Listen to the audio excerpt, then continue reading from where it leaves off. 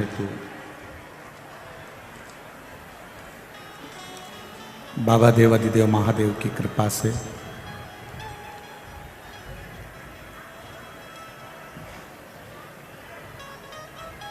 श्रवण करने का सौभाग्य प्राप्त हुआ है।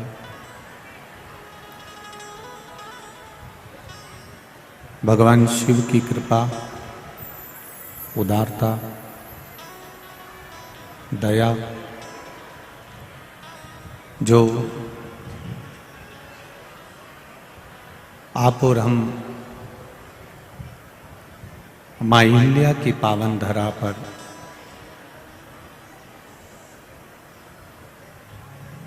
मां नर्मदा जी के और क्षिप्रा महारानी के मध्य में विराजमान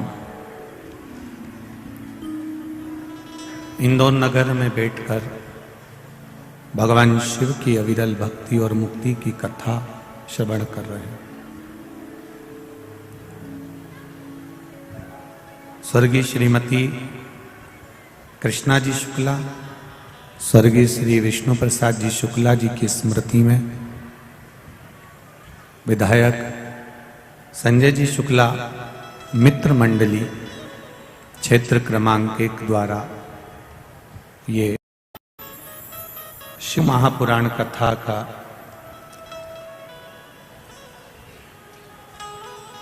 भव्य आयोजन 12 ज्योतिर्लिंग शिव महापुराण पर आधारित रखा गया।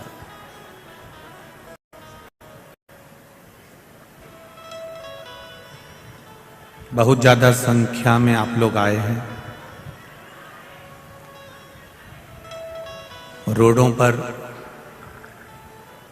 आप लोग बैठे हुए हैं।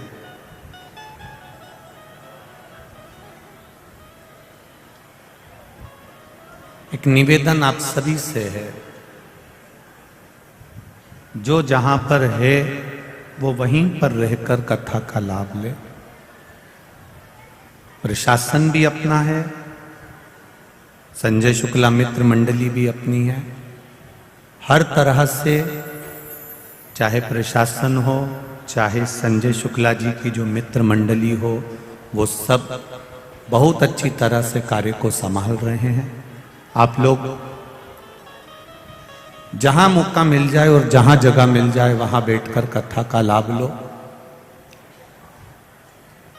3 घंटे की कथा में आधा घंटा हमारे मूछ वाले भैया ले लेते हैं, बचता है आधा 2.5 घंटा। वो 2.5 घंटे आप और हमारे बीच में है, उसका स्मरण पूर्ण तरह से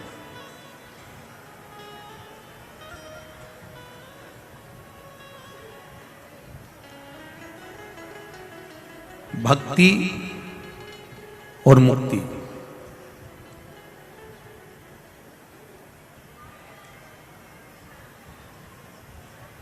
पीछे आवाज नहीं जा रही है, वो आवाज खोल लीजिए। भक्ति और मुक्ति ये दोनों मेरे शिव जी के पास ही हैं। शिव महापुराण की कथा कहती है, जहां पर विश्वास होता है वहां पर भक्ति का निवास होता है। ये निश्चित है।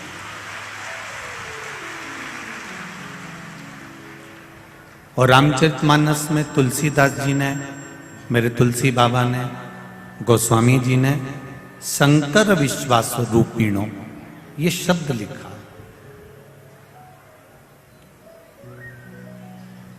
कि शिवजी विश्वास का प्रतीक है।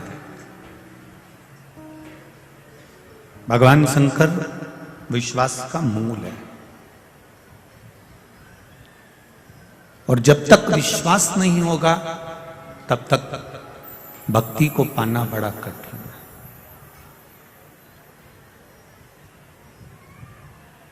माता पिता ने किसी लड़के के साथ में बेटी का विवाह करा तो विश्वास रखकर करा। एक पराये लड़के के साथ में अपनी बेटी का विदा कर देना, भेज देना, ये विश्वास की मूलता। और एक पराई लड़की को लड़के के माता पिता अपनी रकम तोड़वाकर 2-2, 4-4 तोला उस लड़की को जिसको देखा ही नहीं है, जिसको वो जानते ही नहीं।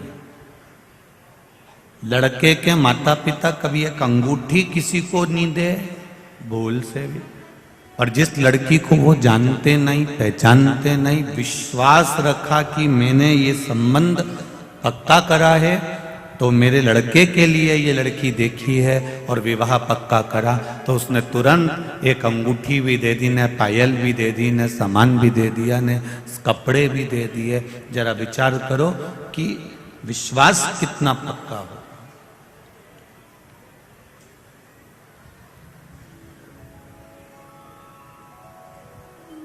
और वो विश्वास की प्रबलता है, वो विश्वास की दृढ़ता है। आपका जब विश्वास दृढ़ी होता है, आपका जब विश्वास प्रबल होता है, तभी तो परमात्मा आपके भीतर भक्ति का संचार करता है। और भक्ति जब भीतर विराजमान होती है तो वो आद्य शक्ति कहीं ना कहीं शिव और शक्ति का दर्शन करा ही देती है, ये निश्चित।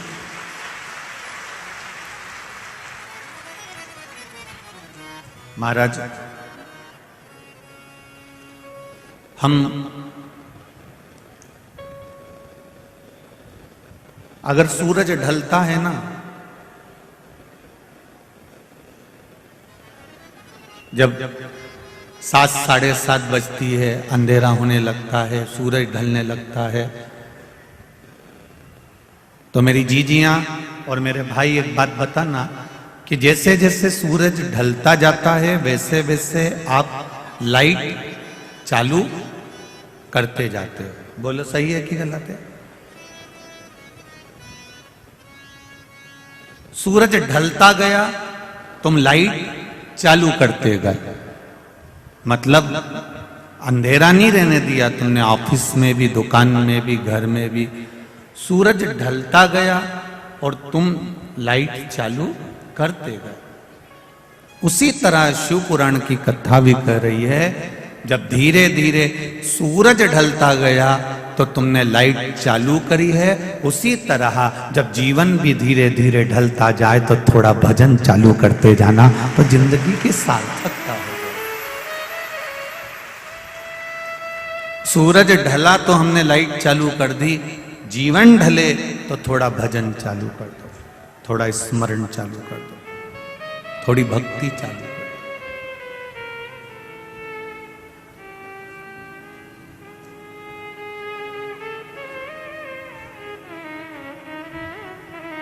और जब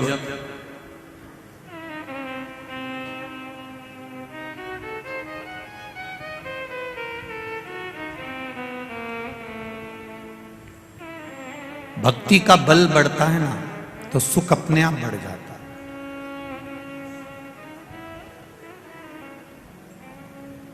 कल किसी ने एक प्रश्न किया था रात्रि को, जहां हम वर्मा जी के यहाँ ठहरे हुए हैं वहां पर, कि गुरुजी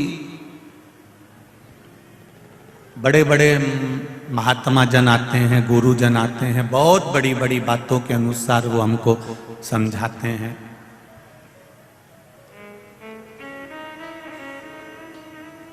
बहुत ऊंची ऊंची बातों से वो समझाते हैं, बहुत बड़ी बड़ी बातों से समझाते हैं, बहुत बड़ा बड़ा ज्ञान भी वो प्रदान करते हैं। उन्होंने कहा, क्या गुरुजी आप छोटी छोटी बातें घर की, परिवार की, मोहल्ले की, रिश्तों की, ये छोटी छोटी बातों से समझाते हो, क्या आपको बड़ी बड़ी बातें नहीं आती क्या? बहुत बड़े बड़े ज्ञान के प्रवचन या वचन नहीं आते आपको? हमने उनसे एक ही बात कही कि जी दहेज में बहुत सारे बर्तन मिलते हैं, एक बड़ा भगोना भी मिलता है, बड़ी टंकी भी मिलती है, बड़ा हंडा भी मिलता है, बड़े बड़े बाल्टी, बड़े बड़े सामान भी मिलते हैं, इतनी बड़ी परात भी मिलती है, और छोटी छोटी प्लेट, छोटी छोटी चम्मच, छोटी छोटी कटोरी भी मिलती है। पर ईमानदारी से बोलो, जैसे ही बारात आती है, आने के बाद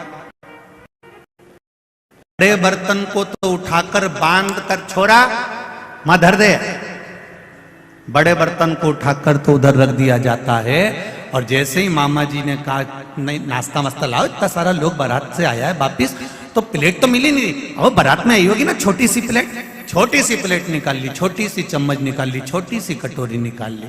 बड़ा बर्तन, बड़ी बात, बड़ा सा ज्ञान तो लोग उठा के टान पे रख देते हैं, पर छोटा बर्तन कहीं पर भी काम।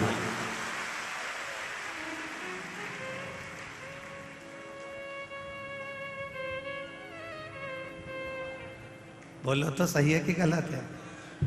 छोटा बर्तन कभी भी काम आ जाएगा, पर बड़ा बर्तन हर कभी काम आएगा क्या? बड़ा बर्तन तो तुमने आया दहेज में से उठा के रख दिया, पर छोटा बर्तन, छोटी कटोरी, प्लेट, चम्मच तो कभी भी काम आ जाए, और तुमने कह दिया छोटा बर्तन निकाल लो। उसी तरह शिव महापुराण में ये छोटी छोटी जो बातें आती हैं, ये छोटे बर्तन की तरह होती है। जब तकलीफ आती है, छोटा बर्तन सामने आकर खड़ा हो जाए। जब तुम्हें लगा कि ये छोटा बर्तन की जरूरत है, अब मुझे ये चीज की जरूरत है, तब वो सामने आकर खड़ा हो जाता है। लोग कहते होंगे, लोगों के मन में भाव आता होगा, गुरुजी तो टोटका बताते रहते हैं, उपाय बताते रहते हैं, ये बताते रहते हैं। मेरा निवेदन है, पूरे चारों तरफ इस ग्राउंड के आसपास में कहीं ना कहीं गीता प्रेस गोरखपुर की शिव महापुराण की किताब मिल रही होगी, पोथी मिल रही होगी। उसको एक बार अपने घर में रखकर दिल से धीरे धीरे आराम से पढ़ना। उसमें आपको बेलपत्री कैसे चढ़ाना है, दुर्वा कैसे चढ़ाना है, काली मिर्च कैसे चढ़ाना है, काली तिल कैसे चढ़ाना है, भस्म कैसे लगाना है, त्रिपुंड कैसे लगाना है, एक एक चीज का वर्णन किया गया।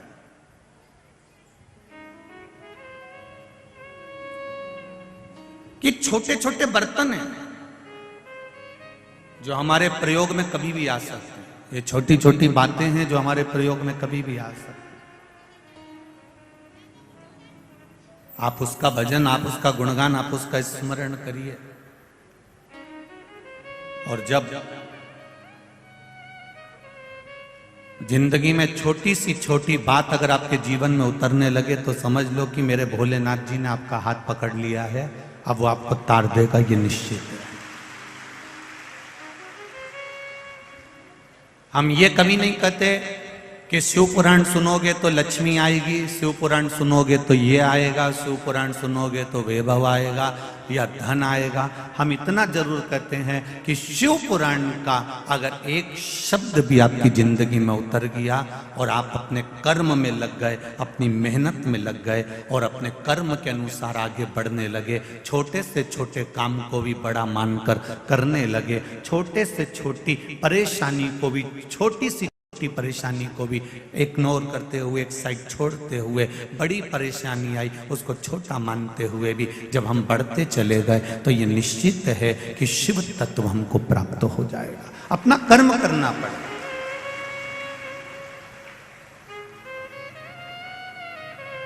इस व्यासपीठ से कभी नहीं कहा कि आप नर्मदा जी के घाट जाकर बैठ जाओ, कि आप छिपरा जी के घाट जाकर बैठ जाओ, कि संत बन जाओ, कि साधु बन जाओ, कि गुरु जी बन जाओ, कि महात्मा जी बन जाओ, कि विद्वान बन जाओ। अपने को नहीं बनना।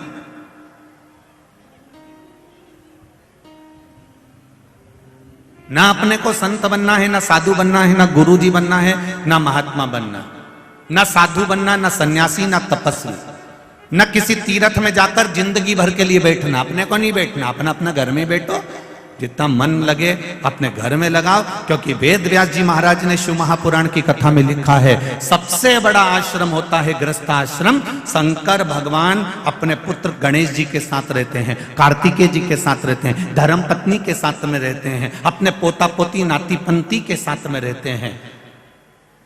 इसके बाद भी भगवान शंकर कभी अपना घर छोड़कर नहीं गए, कभी कैलाश छोड़कर नहीं गए कि कैलाश छोड़कर और किसी पर्वत पे जाकर बैठ गए। नहीं, मैं अपने घर में रहूंगा, अपने परिवार में रहूंगा, अपनी पत्नी अपने बच्चों के साथ में रहूंगा, सबके साथ में रहकर भगवान शंकर अपनी भक्ति में लगे रहते हैं, अपने भजन में लगे रहते हैं। वो कहते हैं घर छोड़कर बाहर जाकर भजन करना चाहोगे तो भी भजन नहीं हो पाएगा, और घर में रहकर अगर एक बार मुख से राम भी कह लिया तो तर जाओगे। भजन का बल बड़ा।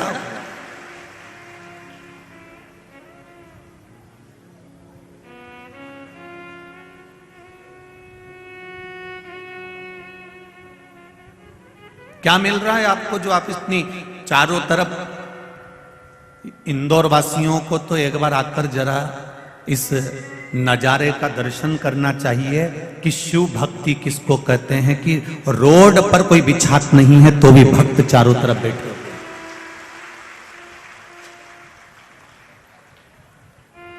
रोड पर कोई बिछात नहीं है, लोग अपने झोले में चद्दर लेकर आए हैं, पन्नी लेकर आए हैं, आसन लेकर आए हैं और चारों तरफ बिछा बिछा के। और कितनी समझदार मेरी बहनें होंगी और कितने समझदार मेरे भाई होंगे, चार चार डंडे भी लेकर आए, उसमें चद्दर को बांधकर चार कोने से पकड़कर उसके अंदर बच्चों को बिठाकर शिव महापुराण की कथा सुन रहा है।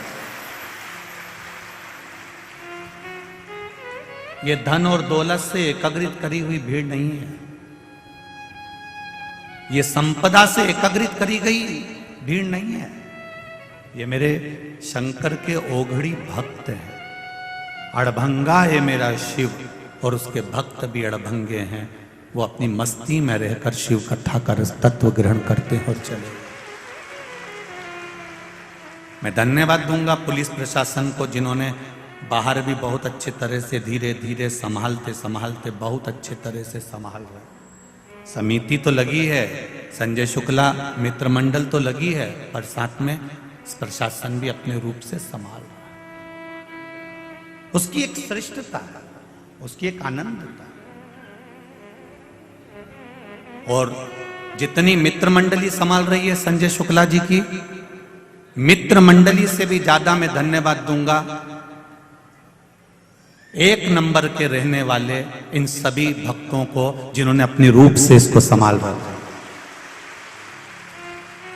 इनको ये कथा संजय शुक्ला मित्र मंडली की नहीं लग रही है, इनको ये कथा लग रही है कि हमारा संजय भैया करा रहा है, तो अपने को अपना नगर का, अपना गांव का, अपने क्षेत्र का, अपने वार्ड का, अपने एरिया का कार्य है, उसको संभालना। ये सुख है, ये आनंद, और इसी को प्रेम कहते हैं, इसी को वात्सल्यता कहते हैं, इसी को करुणता कहते हैं।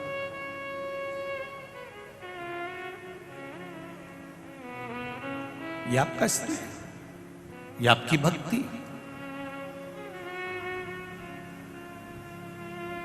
और इंदौर वासियों ने ऐसा नजारा कभी देखा हो तो मुझे जरूर बताना। ऐसा नजारा कभी देखा हो जो रोड पर लोगों को कथा सुनते देखा हो तो जरूर सूचित करना। अपार जनता, अपार भक्त, अपार जन समुदाय शिव तत्व में डूबे हुए, भगवान के विरल भक्ति में डूबे हुए।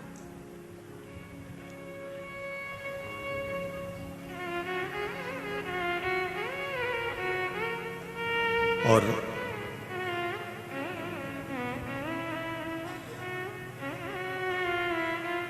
ये भक्ति अविरल होना चाहिए, ये भक्ति का सुख अविरल होना चाहिए। ऐसी अग्रणता रखना चाहिए, ऐसा ही प्रेम रखना चाहिए कि अपने क्षेत्र की जब कथा है तो उसमें अपन सबका सहयोग किसी न किसी रूप में। कितनी शांति है, इतनी भीड़ होने के बाद भी बच्चे नहीं बैठे क्या इसमें? ढेर बच्चे बैठे हुए, छोटे छोटे बच्चे भी बैठे हुए, छोटी छोटे बच्चों को लेकर माताएं भी बैठी। कितनी शांति है, तो शांति का अनुभव करिए। वो तो कहीं कहीं का बेरू ऐसा रहता है जो गदर कर देता है, और वो भी इसलिए करता है क्योंकि उसको सिंदूर नहीं चढ़ा होता है। अगर उसको एक तोला भी सिंदूर अगर चढ़ गया होता, एक लटकाने वाला मिल गया होता, मतलब बर्फ चढ़ गई होती सिंदूर के साथ में, तो फिर वो गदर नहीं करता। गदर वही करता है कि तुम मुझे जानते नहीं हो, तुम मुझे पहचानते नहीं हो। मेरा कार्यकर्ताओं से भी निवेदन है, उसके पांव पड़ कर कह दिया कर, ऊपर तुझे कोई पहचानता है?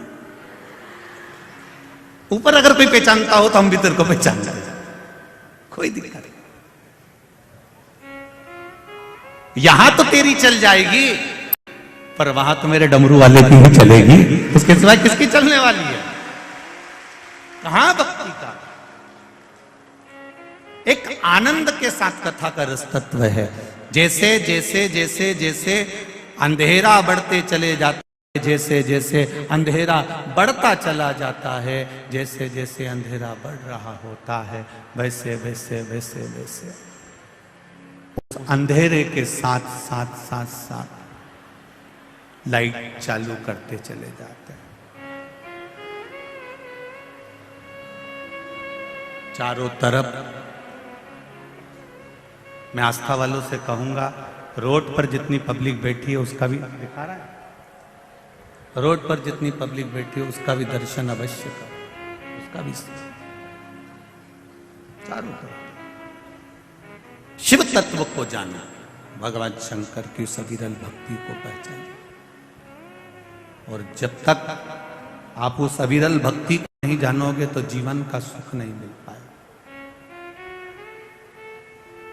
अंधेरा होते चले गया, तुम लाइट चालू करते चले गए, धीरे धीरे जैसे जैसे अंधेरा बढ़ता गया वैसे वैसे लाइट चालू करते चले गए। उसी तरह एक स्मरण आपको रहे, एक स्मरण आपकी जिंदगी की अवस्था ढलती चली जाती है, और अवस्था जैसे जैसे ढलती चली जाए वैसे वैसे भगवान की भक्ति को बढ़ाते चले जाओ, भजन करते चले जाओ, भगवान की भक्ति को बढ़ाते चले जाओ। और जैसे जैसे आप भजन को बढ़ाओगे अपने आप भीतर का प्रकाश होता चले जाएगा। सारी समस्या का हल भगवान शिव की अविरल भक्ति का एक फल, ज्यादा कुछ नहीं है। भगवान की अविरल भक्ति के लिए आपको बहुत ज्ञानी बनने की जरूरत नहीं है, बहुत सन्यासी बनने की जरूरत नहीं है, बहुत तपस्वी बनने की जरूरत नहीं है, बहुत संत बनने की जरूरत नहीं है। शिव पुराण कहती है आप बनो तो शिव भक्त बनो, भगवान शंकर के भक्त बनो।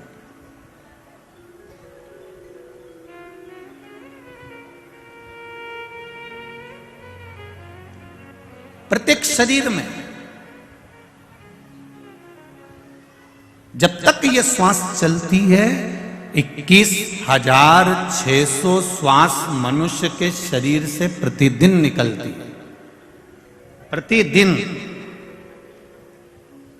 और 21,600 श्वास जो मनुष्य के शरीर से प्रतिदिन निकलती है, ये 21,600 श्वास में भगवान का भजन निश्चित होना चाहिए, क्योंकि ये श्वास में शिव समाया होता है। जब श्वास निकलना बंद हो जाती है, श्वास है शिव है तो शरीर है, और जब श्वास निकल गई, शिव निकल गया, तब ये शव बन जाता, इसका कोई महत्व नहीं होता। फिर इसका कोई महत्व नहीं रह पाता महाराज।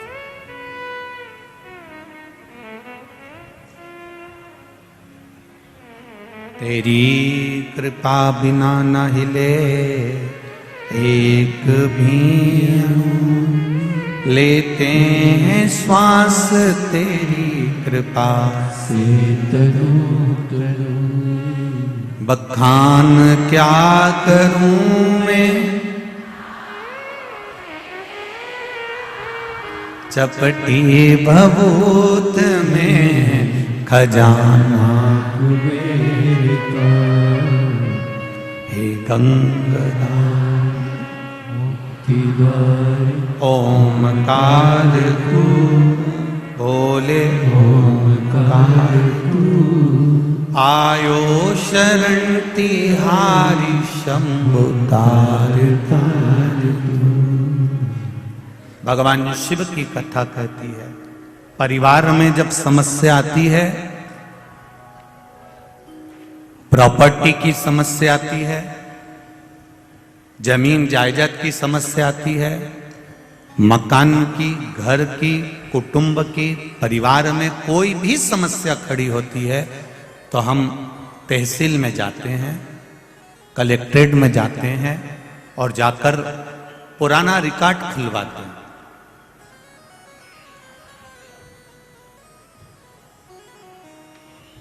हम वहां जाकर पुराना रिकॉर्ड खुलवाते हैं।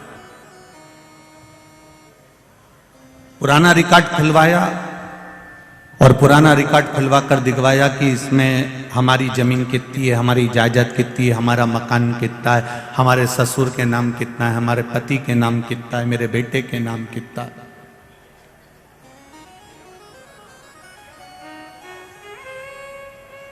हम दिखवाते हैं। परिवार में अगर समस्या आई तो कलेक्ट्रेट में जाकर, तहसील में जाकर, पंचायत में जाकर हमारा पुराना रिकॉर्ड हम खुलवाते हैं और उस रिकॉर्ड में हम देख लेते हैं कि ये हमारा है और बाकी का ये दूसरे का है। उसी तरह परिवार में समस्या आती है तो कलेक्ट्रेट जाकर, तहसील जाकर पुराना रिकॉर्ड खुलवाया जाता है, और जब मन में समस्या आती है तो कथा में जाकर पुराण खुलवाई जाती है।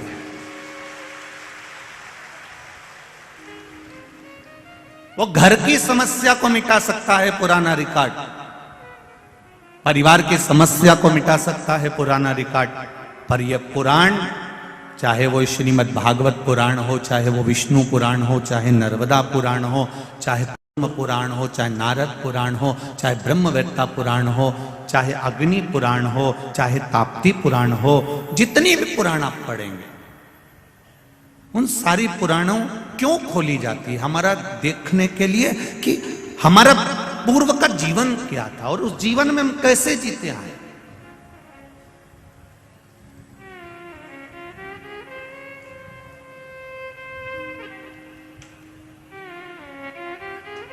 हमारी पूर्व की श्रृंखला कैसी थी, उस श्रृंखला में हम कैसे जीते हैं। हमारा भजन मीरा, कर्मा, नामदेव, ध्रुव, प्रहलाद, रामकृष्ण परमहंस जी, ये जितने भी हुए हैं जो भगवान की भक्ति को धारण करें, माता अहिल्याबाई जिन्होंने भगवान की विदल भक्ति को प्राप्त करा, शंकर भगवान का शिवलिंग माता अहिल्याबाई के हाथ में 24 घंटे रहता था। मां अहिल्या शिव महापुराण की कथा में वो बात कही थी। 24 घंटे भगवान शंकर का शिवलिंग माता अहिल्या के हाथ में रहता है, क्योंकि माता अहिल्याबाई का जो विश्वास है वो शिव है कि जब अटकूंगी तो मेरा महादेव मेरे सामने खड़ा हुआ है, फिर मुझे किसी के आगे हाथ जोड़ने की जरूरत नहीं पड़ेगी।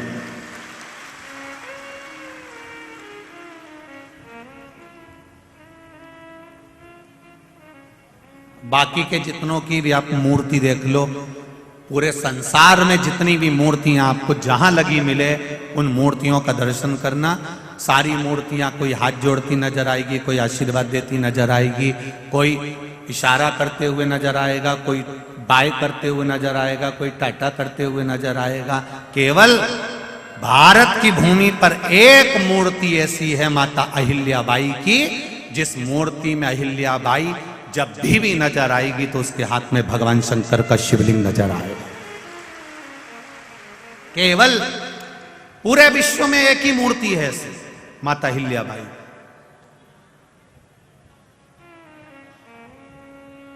और वो मूर्ति हमको प्रेरणा देती है माता अहिल्याबाई की। वो मूर्ति हमको बताती है कि मैंने शंकर भगवान को अपने हाथ में लिया है, तुम भले हाथ में लेकर मत चलना, पर भगवान शंकर को अपने दिल में लेकर जरूर चलना, तो कहीं अटकोगे नहीं। अहिल्याबाई कह रही है, माता अहिल्याबाई का यह भाव वर्णित कर रहा है। शिव को साथ लेकर चलो, शंकर भगवान को साथ लेकर चलो।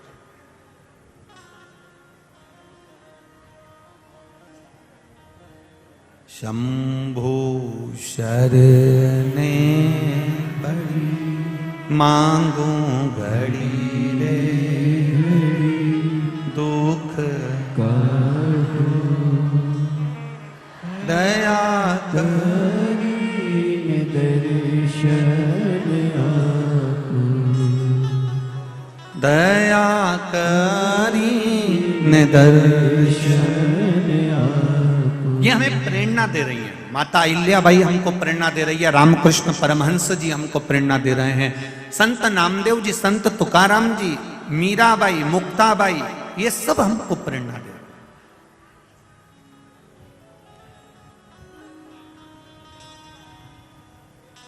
कोई जरूरी नहीं है कि प्रत्येक घर में संत पैदा हो जाएगा।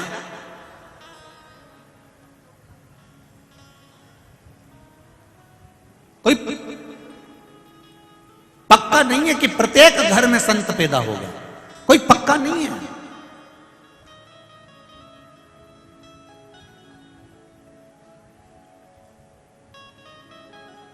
खूब सारा मक्का लगाई, खूब सारा भुट्टा लगाया, मक्का लगाई, एक जैसा बीज, एक जैसा पानी, एक जैसी फसल, पर कहीं कहीं का भुट्टा मक्का ऐसी रे एकदम मीठी, और बाकी का कहीं कहीं का देख लो तो ऐसा निकले, कहीं में तो दाना ही नहीं निकले, नहीं छीलो तो कहीं दो चार इधर चिपका ने दो चार इधर चिपका, नजर ही नहीं,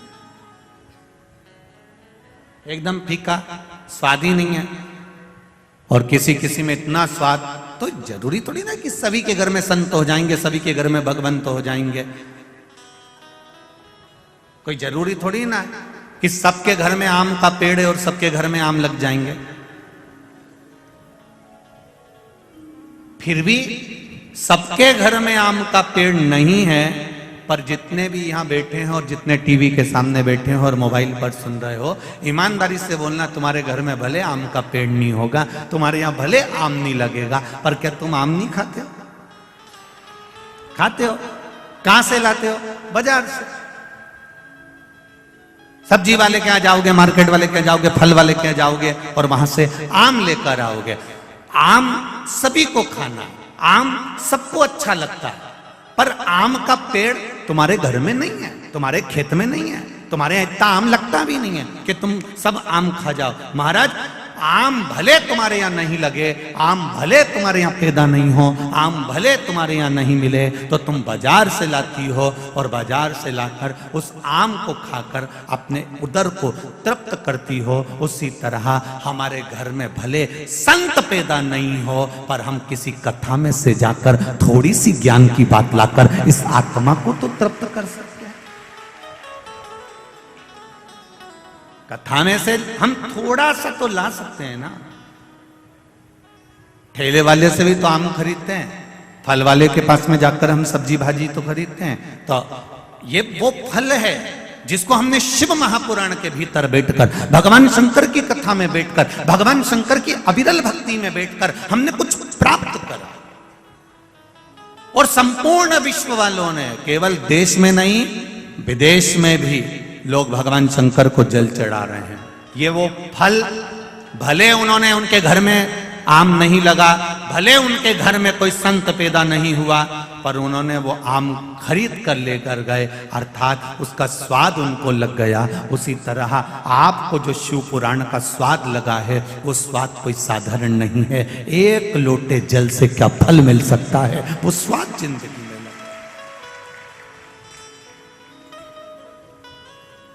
वो स्वाद मिल गया। एक बेलपत्री, एक बेलपत्री और उसका महत्व।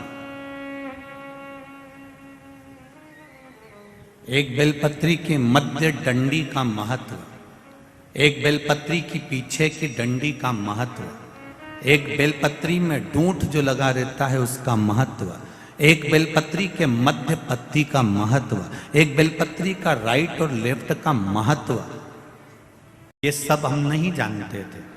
पर धीरे धीरे शिव महापुराण की कथा जब सुनना प्रारंभ करी, तो हमको बेलपत्री का महत्व मालूम पड़ा कि बेलपत्री में है क्या जिससे शिव प्रसन्न हो जाते हैं।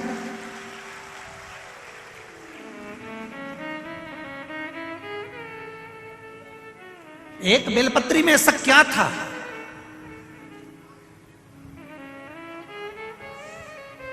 कि माता पार्वती जी ने अपनी पुत्री अशोक सुंदरी से कहा, ए अशोक सुंदरी जाओ, आज शिवरात्रि का दिन है, मुझे शंकर भगवान की आराधना करना है, जाओ जरा बेलपत्री लेकर आओ।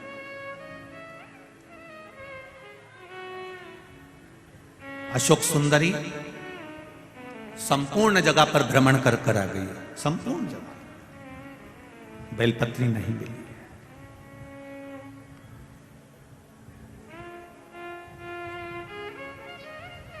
बेलपत्र नहीं मिली।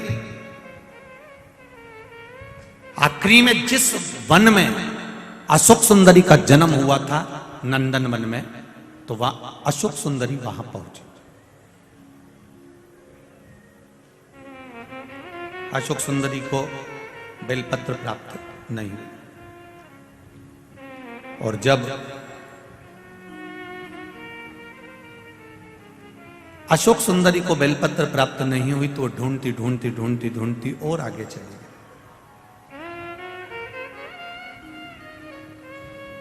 नहीं मिली। अंत में अशोक सुंदरी को लगा कि मेरी माता ने आज मुझे पत्र लिखकर भेजा है कि मेरी पूजन में बेलपत्र नहीं है। तो अशोक सुंदरी ने अपने 100 बच्चों को भेज दिया कि जाओ जरा बेलपत्र पता लगा कर। बच्चे जब अशोक सुंदरी के पुत्र पुत्री जाने लगे तो उन्होंने, पिताजी ने पूछ लिया, अशोक सुंदरी के पति ने, राजा नहुष ने, भगवान शंकर के दामाद हैं राजा नहुष, अशोक सुंदरी के पति हैं राजा नहुष। राजा नहुष ने पूछ लिया अपने बच्चों से, बेटियां कहां जा रही हो तुम? मेरे पुत्र कहां जा रहे हैं? आज मेरी 100 बेटियां, 100 बच्चे क्या ढूंढने जा रहे हैं? तुम क्या ढूंढ रहे हो? सब जगह पर ढूंढने में लगे। इतने में बच्चों ने कहा राजा नहुष से, पिताजी हम नाना जी की पूजन के लिए जो बेलपत्र चाहिए, तो नानी जी ने बेलपत्र बुलवाई, उस बेलपत्र को ढूंढने के लिए जा रहे हैं।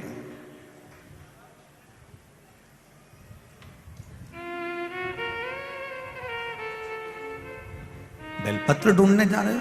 हाँ ठीक है, जाइए। अशोक सुंदरी माता के बच्चे जब बेलपत्र ढूंढने के लिए गए तो उनको बेलपत्र, ये तो पार्वती जी का कोई एक अपने बच्चों को ज्ञान होगा, अपने बच्चों को प्रेरणा होगी, और पार्वती जी की वो प्रेरणा हमको लेना है। कुर्म पुराण की ये संवाद, कुर्म पुराण का ये संवाद हमारे जीवन में हमको उतारना। इस संवाद को हम अपने जीवन में उतारें।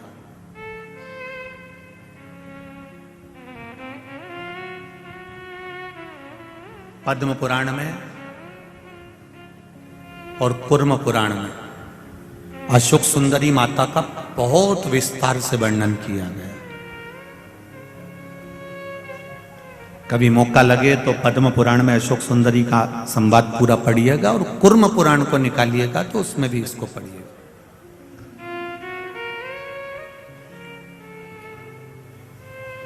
कुछ मां पार्वती मैया कुछ लीला कर रही है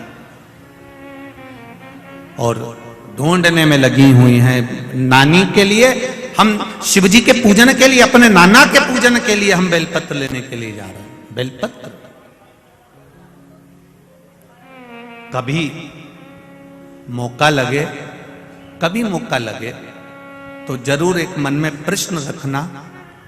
और जब श्राद्ध पक्ष का समय हो और आप लोग जब गया जी जाएं या कहीं पिंड दान करने के लिए बद्रीनाथ जाएं, या कभी गया जी, कभी आप पंचवटी, जहां पुण्य क्षेत्र है वहां पर जब आप तीर्थ में कभी पिंड दान तर्पण करने जाएं, तो वहां पर पिता, अपने पिता के घर का गोत्र, पिता, दादा, परदादा, इनका भी नाम पूछा जाता है, और फिर नाना के घर का गोत्र, और नाना, परनाना और नाना के घर का भी पूरा विस्तार पूछा जाता है।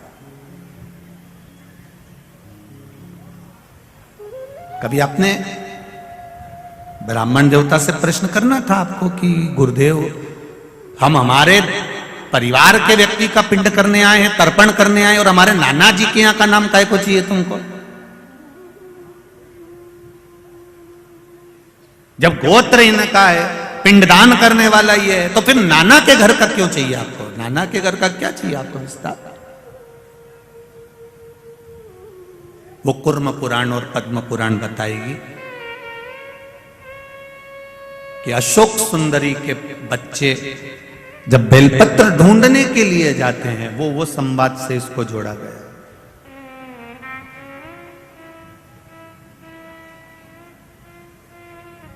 राजा नहुष ने अपनी धर्म पत्नी अशोक सुंदरी से प्रश्न किया, क्यों? गणेश जी के पुत्र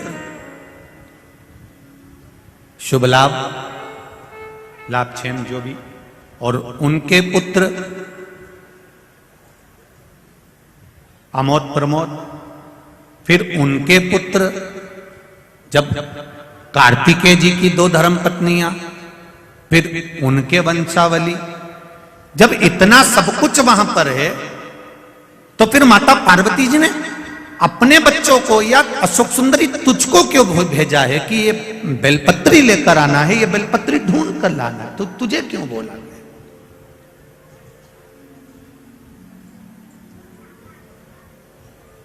अशोक सुंदरी के मन में भी यह बात अटकी।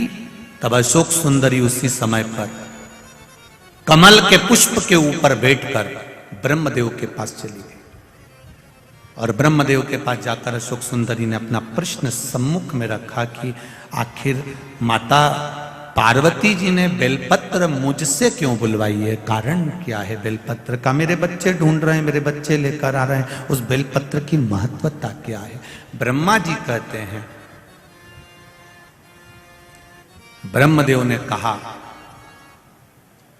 चाहे तुम्हारा भाई बेलपत्र लेकर आए, चाहे तुम्हारे घर के बच्चे या तुम्हारे भाई के बच्चे बेलपत्र लेकर आए, वो बेलपत्र जब देव अधिदेव महादेव को चढ़ती है, एक बेलपत्र जब देव अधिदेव महादेव को चढ़ती है, कोई नारी बेलपत्र अगर समर्पित करती है, तो जैसे बेलपत्र में 3 पत्ते होते हैं, नारी अपने ससुराल पक्ष का भी कल्याण कर देती है, नारी अपने मायके पक्ष का भी कल्याण कर देती है, और नारी अगर उस क्षेत्र में जहां वो निवास कर रही है, जिस क्षेत्र में वो निवास कर रही है, उस क्षेत्र में अगर कोई ब्राह्मण रहता हो, कोई साधु सन्यासी रहता हो, किसी ब्राह्मण के घर का भी अगर कोई तर्पण आदि रह गया हो, तो उस क्षेत्र के ब्राह्मण आदि संत साधु सन्यासी या कोई साधारण सा व्यक्ति जो बहुत दूर जाकर पिंड या तर्पण नहीं कर सकता, मात्र एक बेलपत्री जब नारी भगवान शिव को समर्पित करती है, तो ये तीनों की 7 पीढ़ी को तार देती है। एक बेलपत्र का वो फल है महाराज, कुर्म पुराण कर रही है, पद्म पुराण कर रही है, एक बेलपत्र का वो फल है, एक बेलपत्र का वो महत्व है।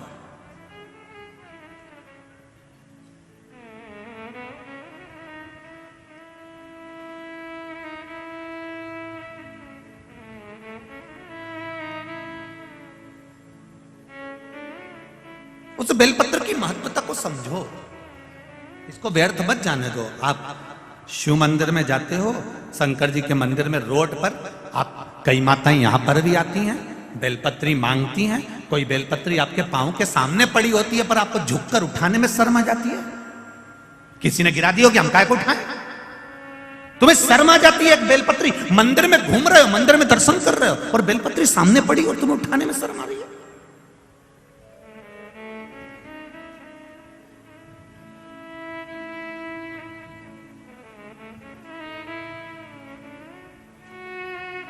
एक बहुत ध्यान लगाकर सुनना, जरा बहुत अच्छे से श्रवण करना, बहुत भावों से श्रवण करना।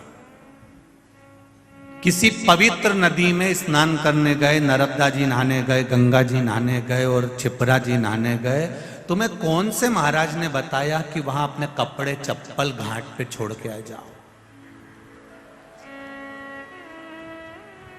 वो महाराज कहीं मिल जाए तो एक बार मुझे भी मिला देना। करवत निवेदन, किसी पवित्र नदी को गंदा करने के लिए कौन महाराज प्रेरणा दे सकता है कि गंगा के घाट पर तुम्हारे कपड़े छोड़ छोड़ के जाओ अमावस्या के दिन? ग्रहण में नहाने जाओ तो अपने कपड़े छोड़कर जाओ, दूसरा नहाने जा रहा है, तुम्हारे कपड़े उलांग कर जा रहा है, तुम्हें शर्म तो आना चाहिए कि उसको कितना पाप लगेगा। किसी पवित्र नदी को गंदा करने का हक किसी को नहीं है, किसी को नहीं है साहब। हमारा शास्त्र कभी नहीं कहता कि पवित्र नदी को गंदा करिए। वो माँ है हमारी, नर्मदा माँ है हमारी, छिपरा माँ है हमारी, गंगा माँ है हमारी, उसको कैसे अशुद्ध कर दे। थोड़ा सा विष यमुना जी में जाता है कालिया नाग का, और मेरे भगवान कृष्ण कूद कर यमुना को शुद्ध कर देते हैं। मेरे ठाकुर खुद कूद जाते हैं यमुना को शुद्ध करने के लिए। हाँ, किसी संत ने कहा होगा कि अपने गंदे कपड़े उतार कर फिर गंगा और यमुना में, नर्मदा में डुबकी लगाओ। पर किसी महाराज ने यह नहीं कहा होगा कि अपने कपड़े ही वहीं छोड़ आना, बेचारा दूसरा नहाने जाए उसके पांव में वो कपड़ा है। ये कहां का लिखा, कौन ने कहा? कितनी गड़बड़ी हो जाती है कभी कभी, तुमको मालूम नहीं है। ये नर्मदा जी का ये घाट, खल घाट, एक बार हम जा रहे थे महाराष्ट्र कथा करने के लिए, बीच में वहाँ पर गांव के लोगों ने कह दिया, नहीं गुरुजी तुम यहाँ से निकलो तो यहाँ दाल बाटी खा के जाना, ने दाल बाफला खा के जाना। हमने कहा ठीक है बनाओ, पर नर्मदा जी के घाट पे बनाना। अब उनने नर्मदा के घाट पे बनाया। अब इनने बाफला बना के रखा और एक बाफला वहीं पर आगे घाट पे पड़ा हुआ था, तो हमको लगा कि वहां से बाफला लुढ़क के यहाँ आ गया। हमने वो बाफला ले जाके वापिस उसको भगोने में जिसमें उगल रहा था उसमें डाल दिया, बाफला तैयार। जब खाने बैठे सब, वो बाफला जो था वो हमारा आकाश है उसकी थाली में आ गया, वही वाला बाफला जो हम पटके थे। अब उसकी थाली में आया, उसने जो को खोला तो उसमें बाल ही बाल। अब हमको क्या मालूम था कि ये किसी का जमाल उतरा होगा।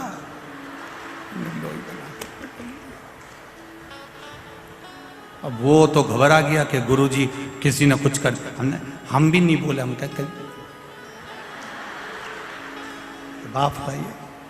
अब गुरुजी किसी ने कुछ कर दिया होगा। आखिरी में नहीं रहा गया तो हमने कहा कोई कुछ नहीं करा। हम नहा के बाहर निकल रहे थे, वहां पर बाफला पड़ा था, हम सोचे लुढ़क के आ गया होगा, हमने उसको भगोने में डाल दिया। हमें क्या मालूम था कि वो जमाल का बाल था, हमको क्या। और वो भी कह रिया, ऐसा लग रहा है जैसे बाल गल गए हो। अब उसको क्या मालूम कि छोटे से बच्चे के थे। ध्यान, ब्रह्मता ना रखे, अपनी पवित्र नदियों को शुद्ध रखिए। जब नदियां, पर्वत और ये पर्यावरण जब शुद्ध रहेगा तो किसी को ऑक्सीजन की मशीन की जरूरत नहीं पड़ेगी। ये शुद्ध रहेगा तब आनंद अपने आप बढ़ता चलेगा। कौन कहे तुमको कि तुम ये इसको फेंक दीजिए।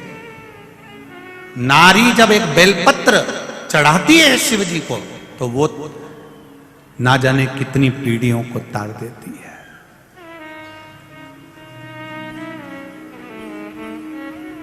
हम तो केवल 7 पीढ़ी या 3 पीढ़ी की बात कर रहे हैं। उज्जैन के ऋण मुक्तेश्वर मंदिर पर दीवाल पर लिखा हुआ है कि शिव महापुराण की कथा वर्णन करती है।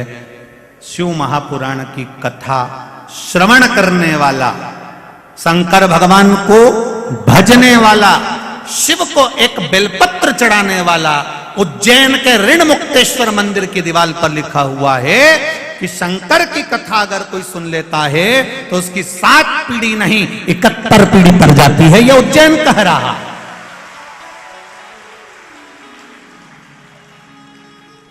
यह उज्जैन का ऋण मुक्तेश्वर मंदिर कह रहा है, जो पत्थर पर अंकित करी गई बातें लिखी हुई।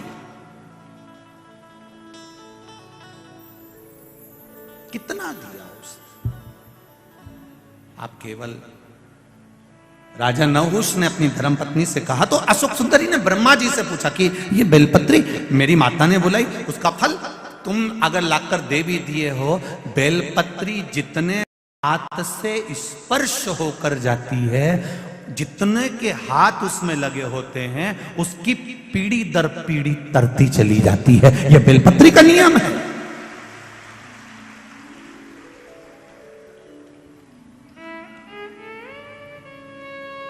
कोरोना बीमारी, अब कोरोना बीमारी को समझ लो जरा।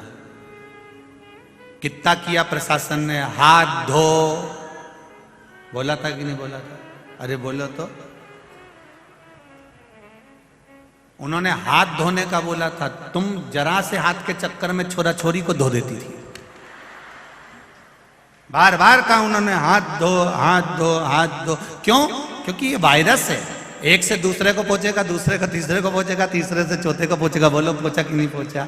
और ऐसा पूछता पूछता पूछता पूछता सबको बीमार कर दिया। जब एक वायरस छोटा सा टच करने से लोगों को बीमार कर सकता है, तो एक बेलपत्री टच करने से लोगों का उद्धार भी तो कर सकता है। एक वायरस थोड़ा सा टच करा, एक से दूसरे को, दूसरे को तीसरे से, तीसरे से चौथे को पहुंच गया। तो एक बेलपत्री भी तो स्पर्श, मात्र स्पर्श से, मात्र स्पर्श।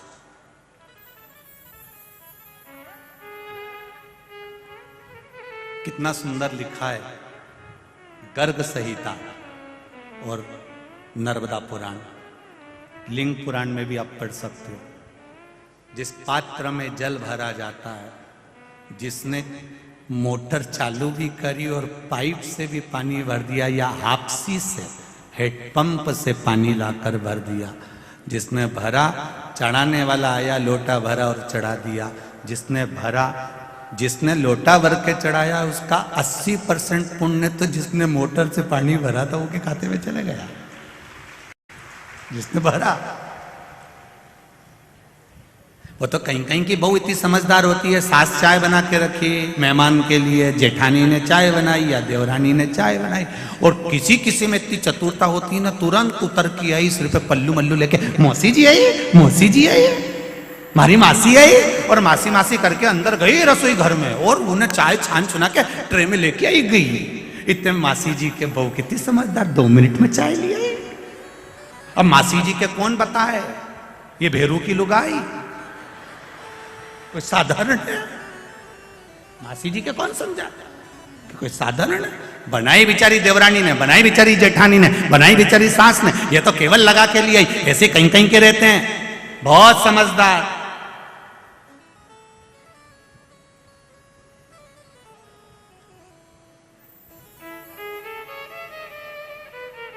अभी हम जहां ठहरे हैं, वर्मा जी के, उनके पास में शंकर जी का मंदिर है। अभी कल वहीं पे कोई बात का विवाद चल रहा था, तो हमने पूछ लिया विवाद किस बात का है? अरे गुरुजी पूछो ही मत, तो हुआ क्या ये तो बता। वो एक माता ने अपना आसन लगाया था पूजन करने के लिए, वो बेचारी उधर पार्वती जी के पास तक गई, इतनी देर में उस आसन पे दूसरी आके बैठ गई, और उससे कहा कि तू उठ जा, के नहीं उठ जा, क्योंकि मैंने बिछाया। तो क्या बिछाया होगा, मुझे तो बिछाया मिला, मैं तो समझी महादेव ने मेरे लिए बिछाया। उठे ही और वो हिले ही। अब तुम बताओ गुरुजी कहीं करे, करे तो आसन जिसका है वो निपट लेगा, जिसका आसन हो जाए। एक बेलपत्री का स्पर्श मात्र, जितने हमारे सनातन धर्म में, हमारे सनातन हिंदू धर्म में एक बात बहुत पहले से चली आ रही है, मेरी बुजुर्ग माताएं जानती होगी कि इनके घर में अगर बेलपत्री ज्यादा आ जाती थी सावन के महीने में, तो ये पड़ोसन को दे देती थी। बोलो रिजीजियों, सही है कि गलत है? अगर ज्यादा आ गई तो वो पड़ोसन को दे देती थी। कोई वस्तु ज्यादा है उसको उठाकर दे दिया, ले वो फूल हरतालिका तीज के दिन ले या ले जा, उसको दिया वो चढ़ा लेगी, उसमें क्या दिक्कत, चढ़े यहाँ चढ़े वहां चढ़े एक ही बात। ज्यादा है पहुंचा दो। अब जो पड़ोसन ने बेलपत्री भेजी, दूसरे के हाथ भेजी, तीसरे के हाथ पहुंची, तीसरे ने चौथे के हाथ पहुंची, चौथे ने पांचवे के हाथ पहुंची, जितना स्पर्श होते चली गई उतना उतना कल्याण करती चली गई। जिसने दी थी वहां से लेकर जहां पहुंची वहां तक उद्धार कर।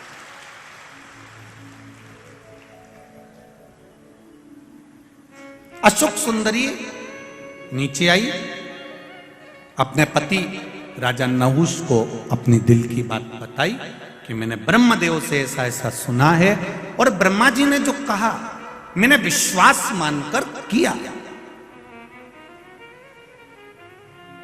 अगर विश्वास है तो परमात्मा है। एक ये पत्र आया है, देखिए, विश्वास।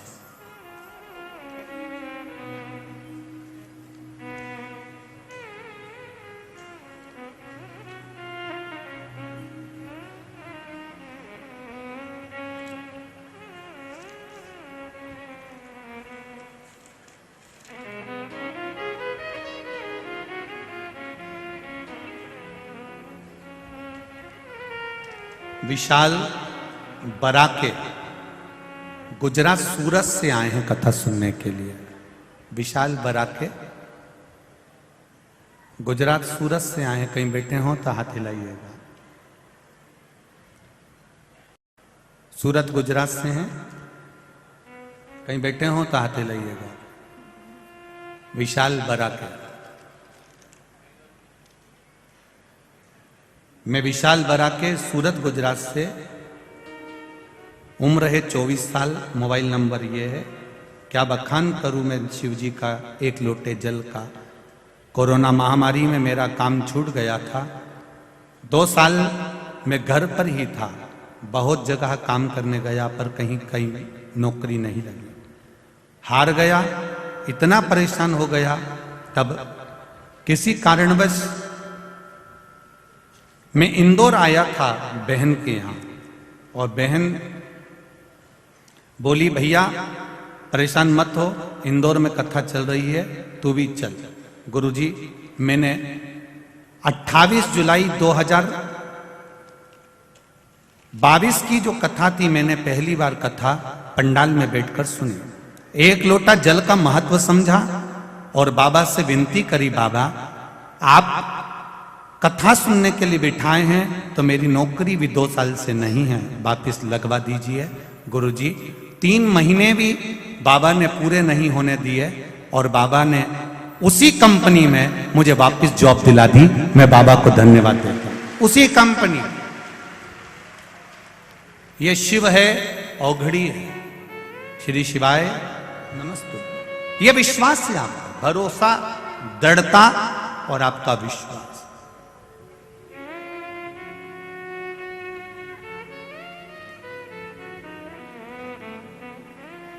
तेरी कृपा बिना ना हिले एक भी अणु, लेते हैं श्वास तेरी कृपा से तनु तनु। कहां बैठे हो आप? रोड पर बैठे हो, चाहे कहीं पर भी बैठे हो, आस्था चैनल के सामने बैठे हो, चाहे मोबाइल पर कथा सुन रहे हो, तुम्हारे घर पर बैठकर, चाहे जहां बैठकर कथा सुन रहे हो, बस दिल लगा लेना उस परमात्मा से और दिल से सुन लेना। मेरा बाबा दिल से हाथ पकड़ भी लेगा, ये निश्चित है। उसकी तो बहन ने कहा केवल। एक पत्र और है, वो भी देखो, बहुत अच्छा है वो भी।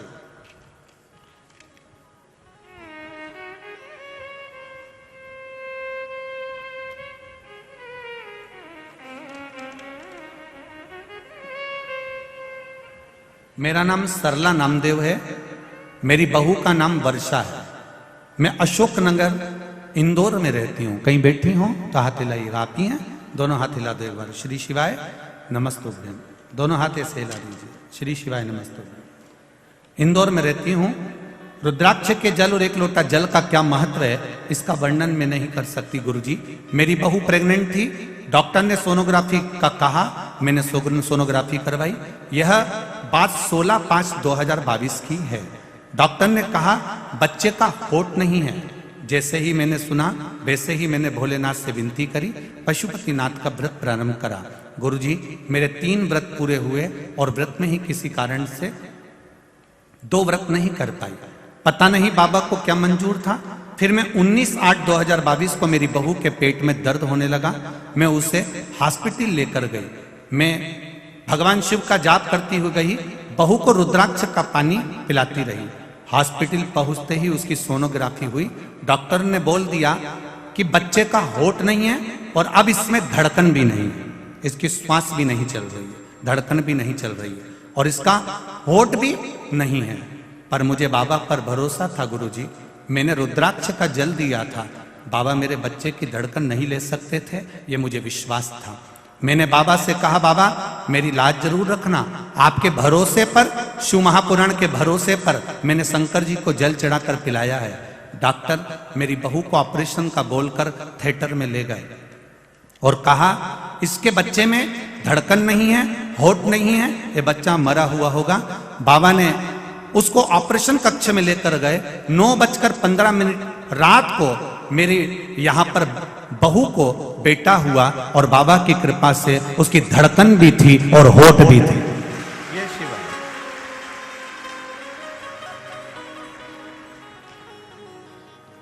डॉक्टर ने कहा कि आश्चर्य की बात है, ऐसा केस हमने जिंदगी में पहली बार देखा है। डॉक्टर भी आश्चर्य में पड़ गए, ये केस हमने जीवन में पहली बार देखा है। सोनोग्राफी गलत नहीं कर सकती, सोनोग्राफी में तो सब सही आया होगा, ये पलट हुआ कैसे है?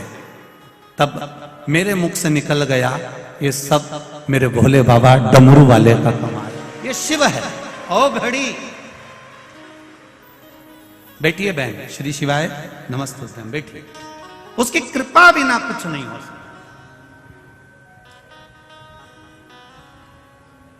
इसका विश्वास पक्का था, भरोसा दृढ़ था, विश्वास दृढ़ था। और भरोसा यदि पक्का है तो माता सावित्री भी सत्यवान को यम से छुड़ा ला सकती है। आपका विश्वास पक्का है तो मेरा महादेव आपके साथ है, हर पल हर घड़ी है, हर क्षण है।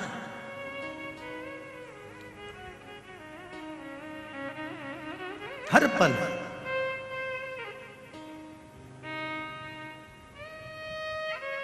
और ये हमारा विश्वास कहता है। इतने पत्र आपके आते हैं, सब पत्र यहीं रहते हैं। खैर अभी इंदौर में तो अब कथा लगभग 1 2 साल 4 साल अभी नहीं है, क्योंकि कथाओं की तारीख लगभग बहुत बुक हैं, तो कहीं कथा मिलना बड़ा मुश्किल है। पर जब भी कथा रहेगी आगामी, मेरा विश्वास कहता है कि आपका भी एक पत्र इस जगह पर रखा हुआ मिलेगा, ये निश्चित। करना क्या है, केवल शंकर के मंदिर जाइए, आपके आस पड़ोस में नजदीक में जो शिव मंदिर है उसकी सेवा संभाल करिए, सफाई करिए, जल चढ़ाइए, बेलपत्र चढ़ाइए, मेरे शंभू का श्रृंगार करिए, मेरे शंभू का भजन करिए, मेरे शंकर का स्मरण करिए। आपको कहीं जाने की जरूरत नहीं है, ना किसी ढोंग में पढ़ना है, ना किसी प्रपंच में पढ़ना, ना किसी की स्थान पर। अपने तो शिव है, शंकर है।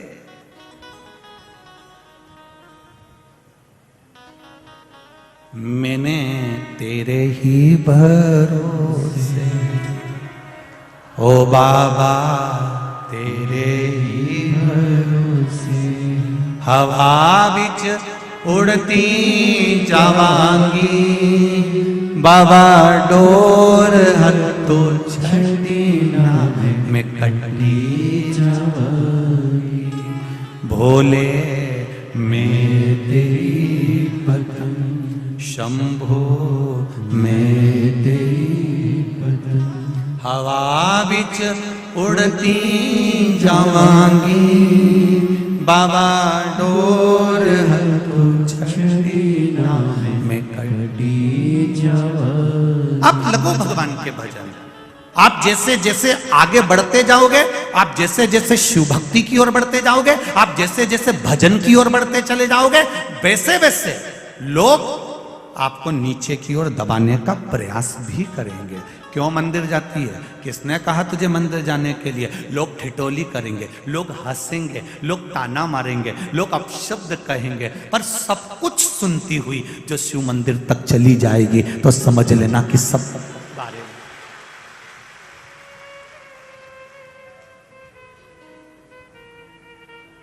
पतंग और पद जब बढ़ता है तो काटने वालों की संख्या भी बढ़ जाती है, निश्चित है। पतंग जब बढ़ेगी और पद जब बढ़ेगा, आपकी प्रतिष्ठा, आपका पद, आपकी उन्नति और पतंग जब ये ऊपर बढ़ती जाती है, बढ़ती जाती है, बढ़ती जाती है, तो लोगों को रास नहीं आती और वो उसको काटने का विचार करने लगते हैं। पतंग बढ़ रही है, उसे बढ़ने दीजिए। आप अपनी डोर बस भोलेनाथ जी के हाथ में छोड़ दीजिए।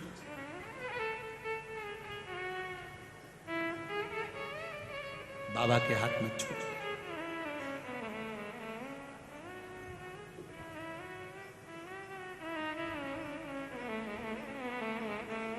उसकी कृपा जब होगी तब सुख मिलेगा। बेलपत्र ढूंढने के लिए सुख सुंदरी गई, बेलपत्र ढूंढने के लिए सुख सुंदरी की 100 बेटियां गईं, बेलपत्र ढूंढने के लिए सुख सुंदरी के पुत्र गए, बेलपत्र ढूंढने के लिए दामाद भी गया। पर शिव भक्ति, पार्वती जी को कुछ लीला करना थी, बेलपत्र नहीं मिली, नहीं मिली बेलपत्र।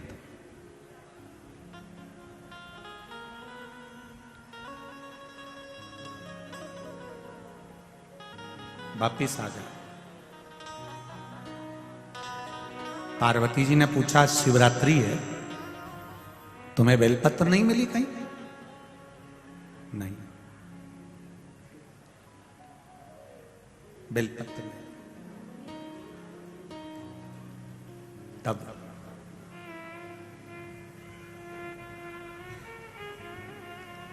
गौ माता की पूंछ को घुमाती घुमाती घुमाती घुमाती, गौ माता की पूंछ को घुमाती घुमाती माता संतोषी वहां पहुंची।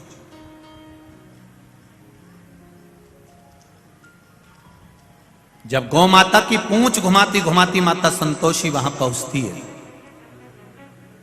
संतोषी ने देखा दादा दादी कह रहे हैं,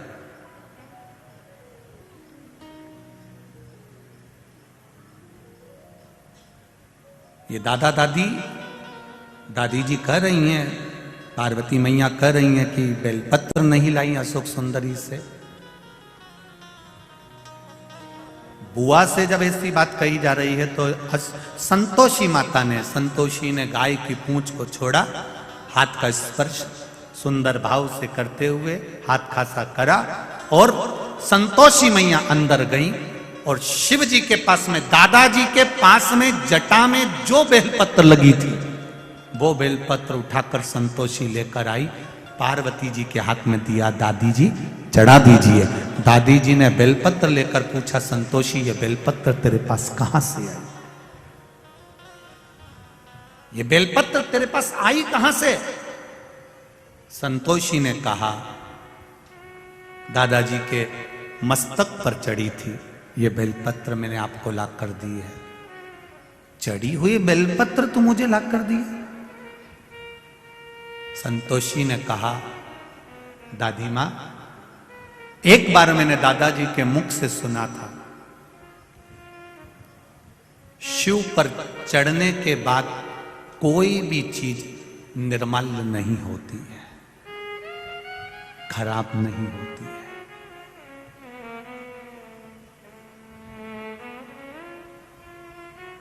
भगवान नारायण भगवान के चरण से निकली है गंगा, विष्णु पदी कहलाई है।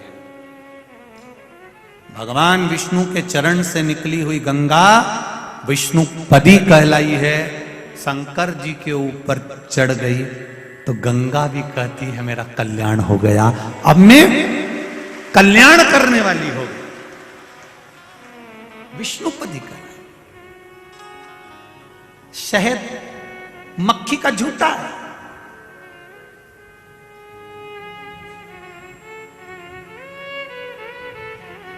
वो भी भगवान पर चढ़कर औषधि बन जाता है।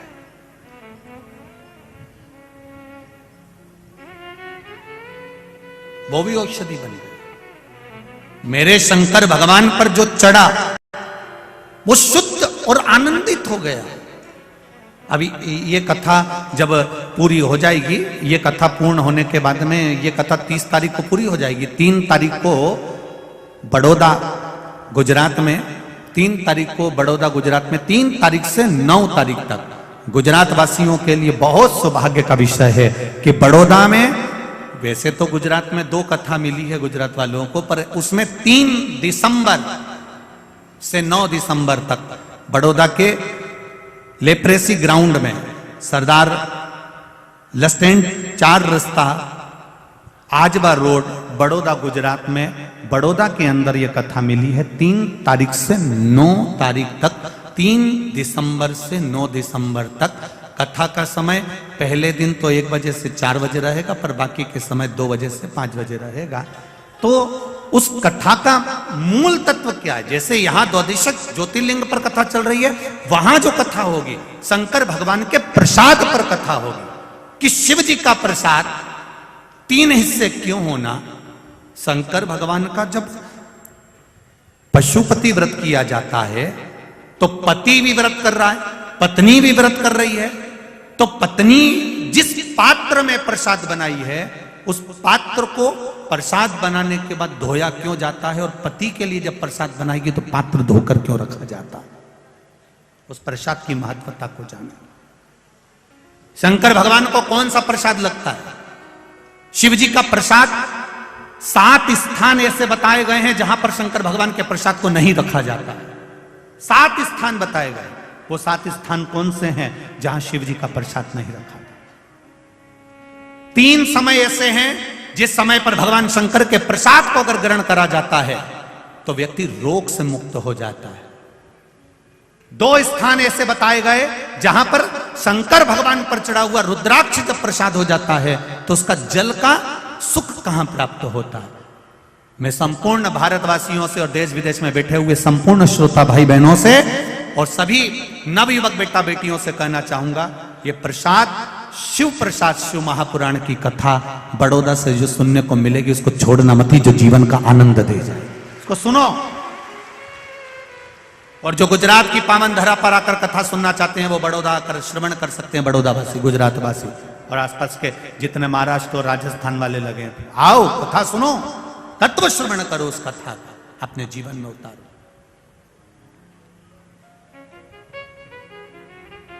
समझो उस प्रसाद की महत्वता क्या है, उस प्रसाद की मूलता क्या है, क्यों पीपल के वृक्ष के नीचे रखा हुआ प्रसाद का क्या महत्व होता है, आंवले के वृक्ष के नीचे रखा हुआ प्रसाद का क्या महत्व होता है, बट वृक्ष के नीचे रखे हुए प्रसाद का क्या महत्व होता है, उसकी महत्वता। तुलसी के क्यारे के पास में कटोरी में रखे हुए प्रसाद का क्या महत्व होता है, उसको समझना है ना। बहुत भ्रम फैला रखा है लोगों ने, शिव जी पर चढ़ा हुआ ये प्रसाद नहीं खाना है तो ऐसा नहीं करना है। हम उसको समझें शिव महापुराण के माध्यम से, उसकी महत्वता को समझें। महाराज शिव भक्ति का तो बड़ौदा वालों करो तैयारी, आ रहे कुबेर भंडारी, यही बाबा की कृपा है, शिव कृपा। ये तो बाबा की करुणा है। दिसंबर में ये कथा मिली है और फिर जनवरी में शायद पावागढ़ रहेगी, ऐसा कुछ है। जनवरी माह में शायद पावागढ़ की पावन धरा पर माँ अम्बे की पावन धरा पर कथा रहेगी। पावागढ़ में तो इतनी जगह नहीं, तो थोड़ा 5-6 किलोमीटर आगे कथा स्थल दिया गया है, उसका भी स्मरण शिव भक्ति की ओर चलते।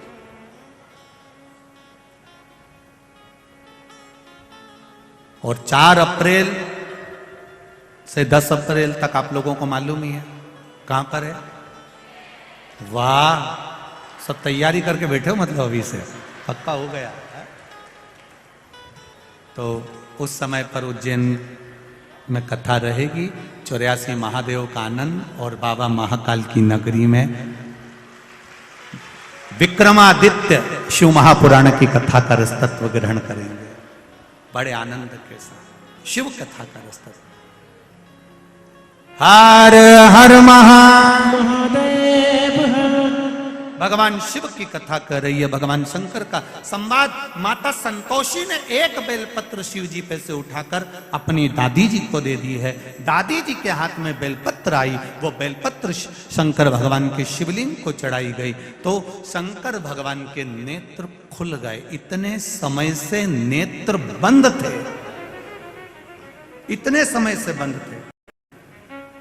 संतोषी का संतोष परम धन है और संतोषी माता का परम धन हमको बताता है कि केवल 33 कोटि देवी देवता में एक मेरे महादेव ऐसे हैं जिन पर चढ़ी हुई बेलपत्र उठाकर धोकर आप वापिस चढ़ा दो, शिव जी उससे भी प्रसन्न हो जाते। ये संतोष परम धन, ये संतोष परम प्रिय धन।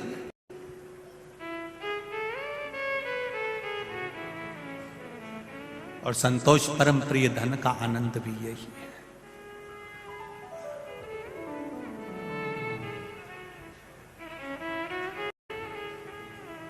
ये सुख वही, ये आनंद।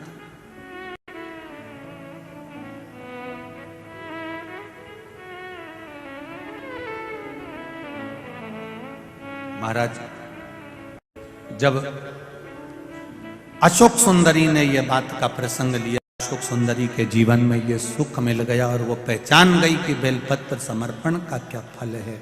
वही बात शिव महापुराण के अंतर्गत वर्णित करी गई।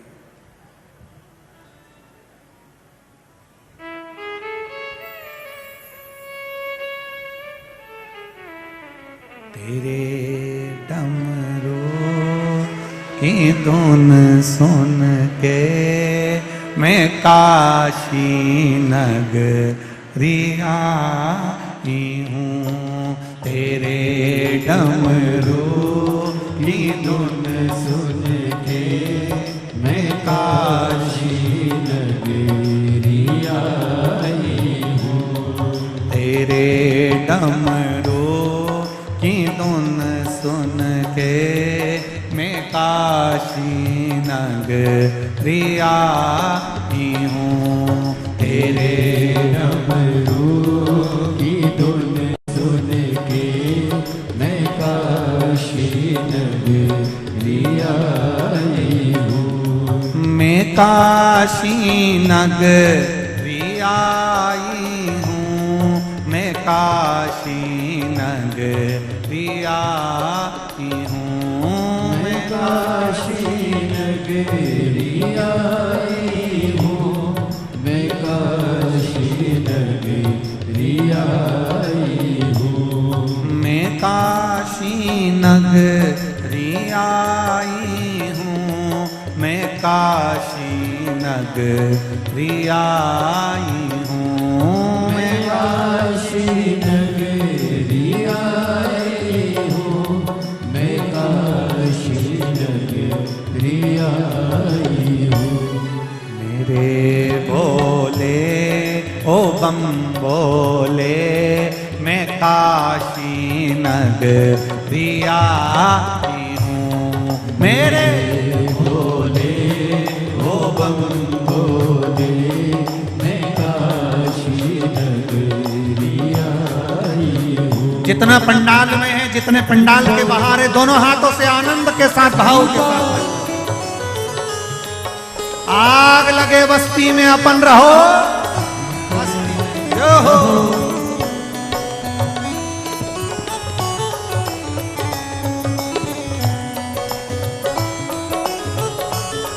चैनल वालों से निवेदन है, जो रोड पर बैठे हैं, जो भगवान की भक्ति का भजन कर कर नाच कर आनंद ले रहे हैं, उनका भी दर्शन अवश्य कराइएगा भाव के साथ। जो हो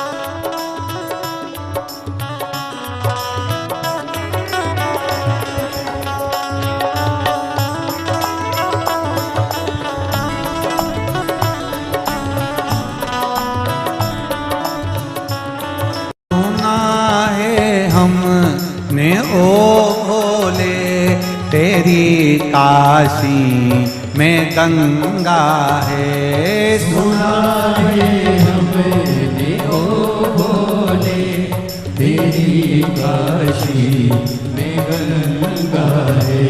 सुना है हमने ओ भोले, तेरी काशी में गंगा है। सुना है हमने ओ भोले, तेरी काशी में गंगा है। उसी गंगा को नहाने को मैं काशी नगरिया आई हूँ। उसी गंगा को पाने को मैं काशी नगरी आई हूँ। मेरे भोले ओ बम भोले, मैं काशी नगरी आई हूँ। मेरे भोले ओ बम भोले, मैं काशी नगरी आई हूँ।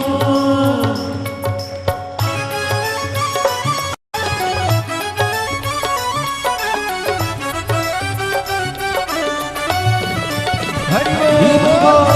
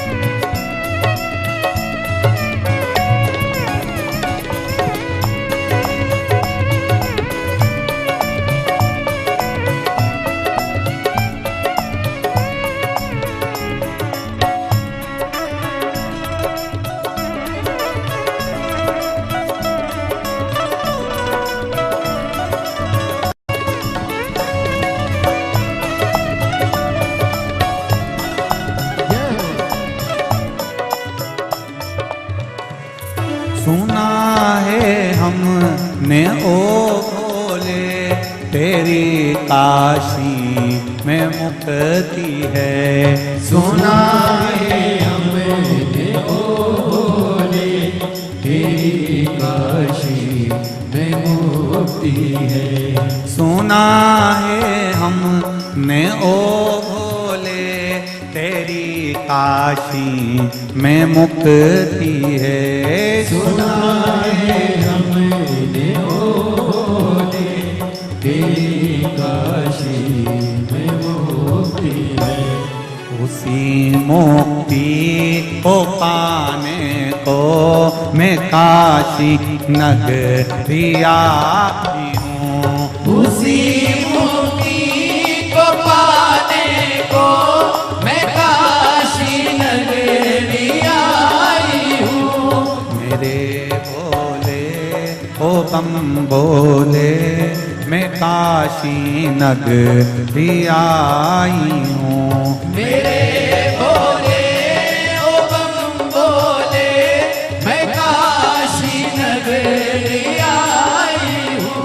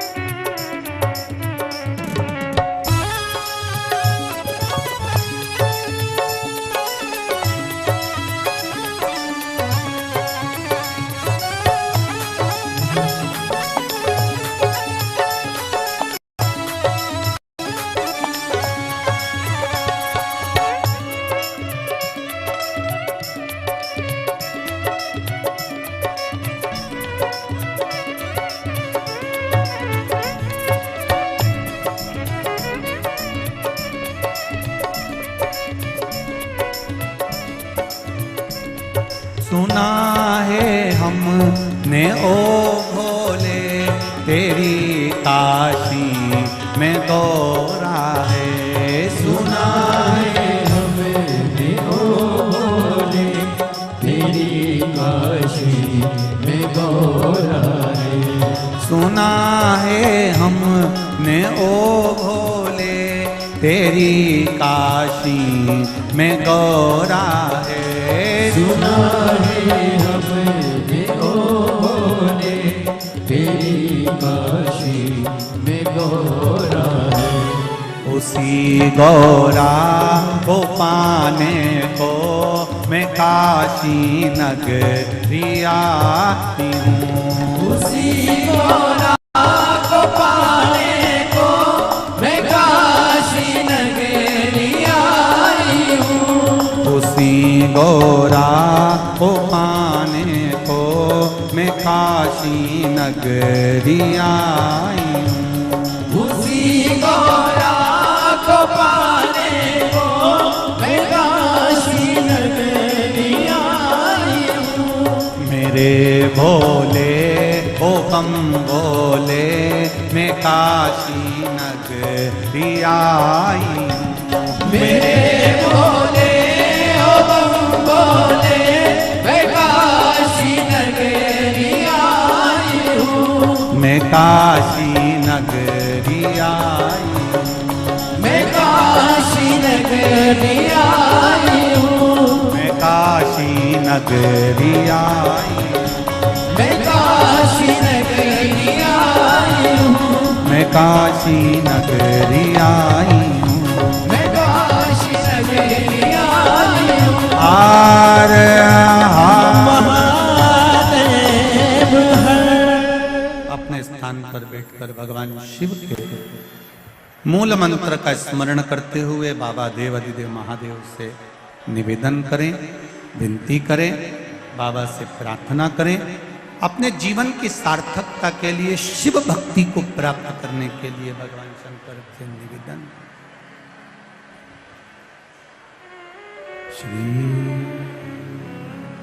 शिवाय नमस्तु। श्री शिवाय नमस्तु। श्री शिवाय